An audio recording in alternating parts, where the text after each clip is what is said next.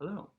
I wanted to dip my toe back into the YouTube movie reviewer pool, however briefly, and I thought that Justice League: The Snyder Cut would be a good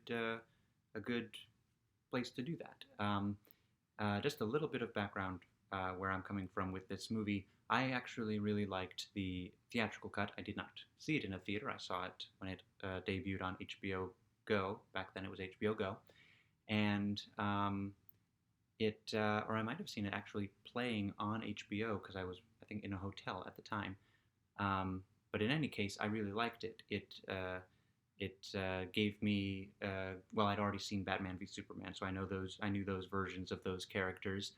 Um, but it also introduced me to Aquaman and The Flash. I never watched an episode of The Flash TV show before I saw that movie, and to Cyborg, who I didn't even know was a character, and I really liked all of them based on this movie.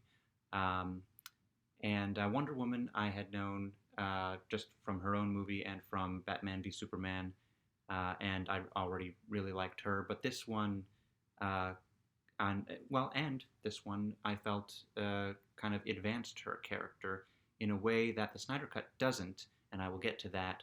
But basically, this movie did for me what Captain America: Civil War did for me with the MCU. It introduced me to all of the characters, and just as a primer, and actually got me interested in pursuing the rest. So um, I kind of I was between going into this movie. I was between wanting to like it more just because it's always nice for the things that you look forward to be better than the things you already have, because otherwise, why should they exist? If it's not going to be better than what's already there, then why do it? But also loyalty to that theatrical cut. I kind of wanted to be the contrarian who, no, I was happy with the other one, but I kept hearing the reviewers that I respect saying it is a better movie, and that is my assessment as well. And I quote the same reasons that they do. It's 4 hours long. The original was 2 hours long, and you can do more with more time. And it actually does do more with more time. Um, there were a couple of things that I missed, mostly just individual tiny little lines. Um, the Pet Cemetery sequence still happens as it does, but nobody mentions Pet Cemetery, which takes a little of the humor away, but maybe that's kind of the point. Um, and Steppenwolf at one point is interrogating people, and in the theatrical cut, when the person says, "We have families," he says, "Why do people keep telling me that?" And I just thought that was a very funny line. But again, maybe the funny was not the kind of funny that was originally meant. But I thought it was a very funny line. Why? Like, because as though the big monster is going to not go after you because you have families. So little things like that here and there that I missed, but ultimately did not think uh, to, what were missed from the movie at large. Um, and But I ultimately there were new things that I liked a lot. Um, and I'm trying to remember specifics. I just saw it, and it's very long.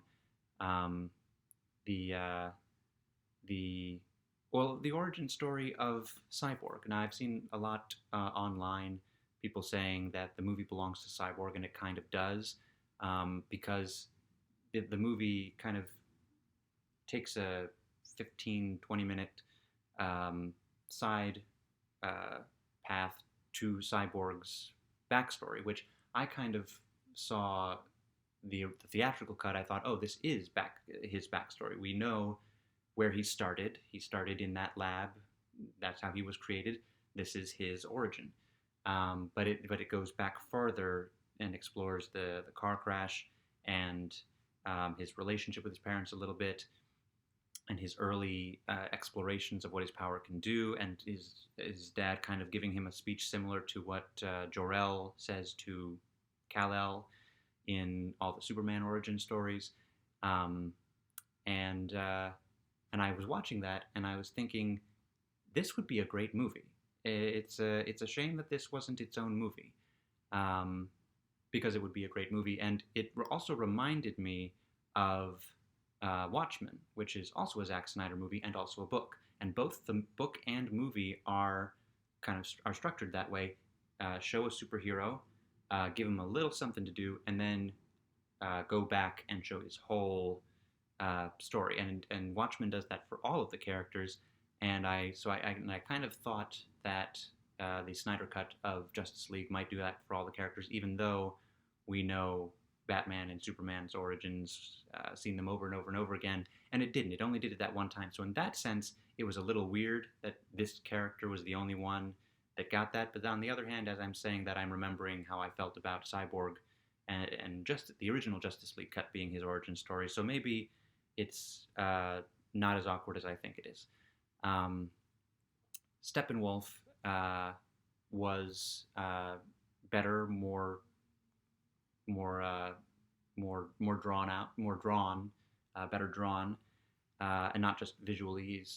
I'm indifferent to the change in his. Although it was cooler this way, and I could kind of see more what was armor and what was his body, particularly in certain scenes.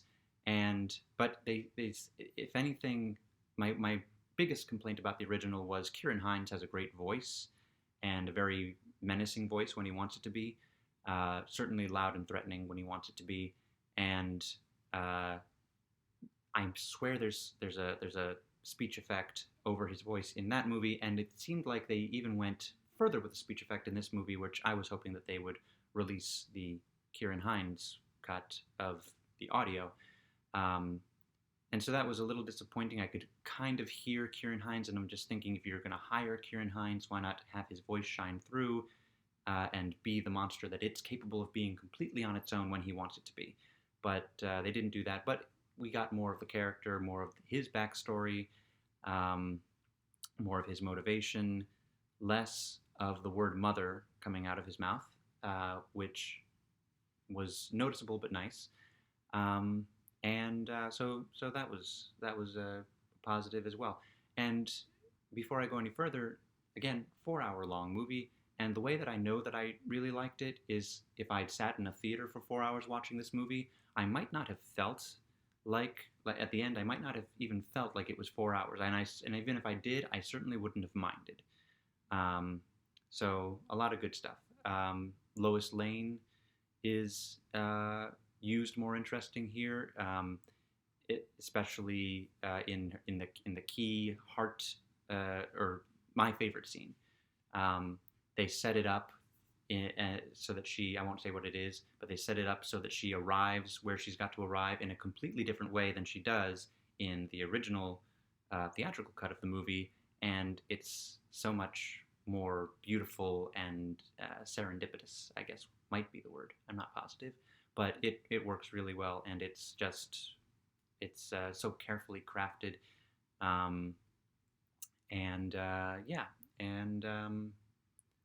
the there are fewer jokes, less levity, but it's not weighed down.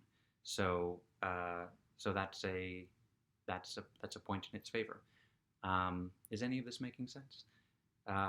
Let's see. Anything else that I wanted to be specific about? Oh, I may have already mentioned this, or it may have been in my first attempt to do this, but in the original theatrical cut of the movie, in scenes that were nowhere to be seen in this movie, Bruce Wayne, my favorite version of Bruce Wayne and my favorite version of Batman, the Ben Affleck version, seems to be grooming Gal Gadot's Wonder Woman to lead the Justice League. Like he's not sure that he's going to get Superman back. He's not sure he's going to live, and that is really hit hard in the original. And so I kind of thought, oh, this is a passing the torch movie, and I really liked it as a Wonder Woman movie for that reason. And none of that is anywhere to be seen in this version. So I kind of missed that, but at the same time, she had some amazing action sequences. She had some amazing character building moments. More is made of her connection and her missing her home island, Themyscira. and it's not exactly a wash because I really liked that aspect of it, but it's excusable, I suppose. Not that it needs to be excused. It's the movie that it was meant to be, even if it's not the movie that it necessarily would have been.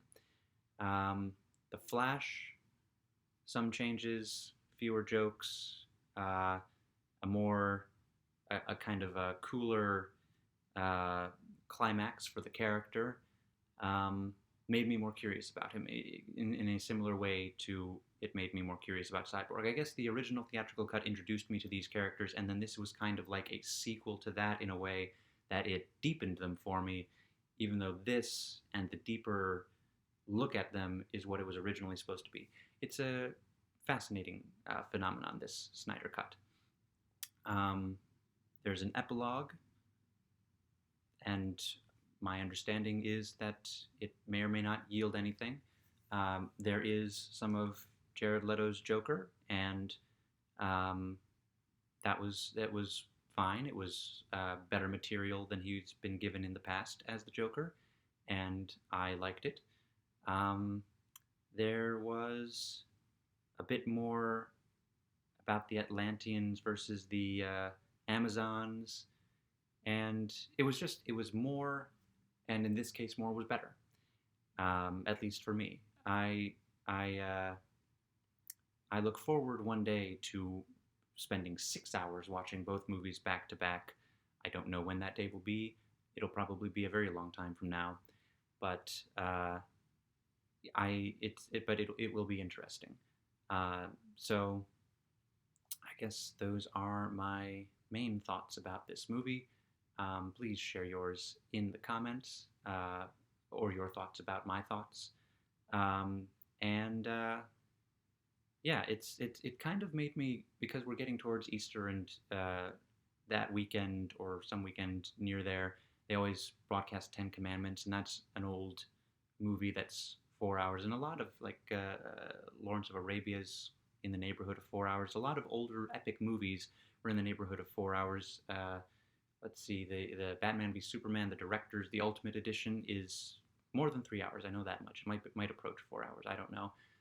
Avengers Endgame, more than 3 hours. Not exactly sure the time there, but uh, movies getting shorter is the trend, and I guess blockbusters approach 2 hours, but never three, except on very rare occasions. And I think that this movie makes a case for a return to 4 hour movies and potentially an intermission. I mean, he cut it into 6 parts that came up on the screen: part one, part two, part three, at intervals. I don't think they were even intervals, but regardless, movies with intermissions. Um, Making a comeback, perhaps. I don't know. I think this is getting a theatrical release, or he wanted to get a theatrical release. It was edited and shot for the IMAX, so it looked like a full screen box on the widescreen TV.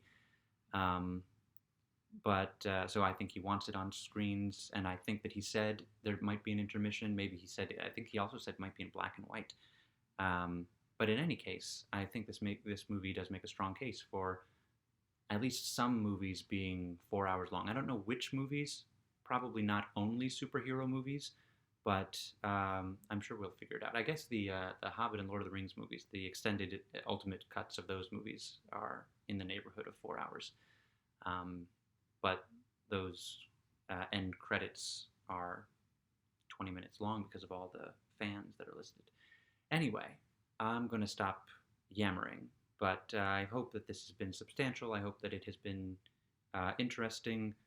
I'm not as good at it as people who their YouTube channels are all about doing movie reviews. But and when I resolved to do this, I just thought it's an event sort of thing, so I'll join in the event. But I'm actually very happy to be sharing my thoughts about this because I really liked it, and I really liked the reasons I really liked it, so I wanted to share them.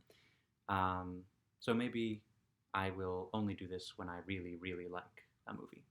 But in any case, that's that's a wrap. That's I'm it's a great thing that this ultimately ended up happening. Um, the end credits song plays over him is a cover of Hallelujah, and at first I heard that and I was thinking, oh, it's the same movie he used in Watch. It's the same song he used in Watchmen, just a different version. But then I looked it up because I wanted to know who was singing it, and I found out that, and the movie's dedicated to his daughter Autumn, who killed herself, and that is why he was unable to finish the movie initially. He was just devastated. And so the movie's dedicated to her, and apparently that was her favorite song. So again, I judged it too quickly, and I'm just it's nice that it's great that he got to do this, finish this passion project, and and dedicate it to her. So that will be the end of my reaction to Zack Snyder's Justice League.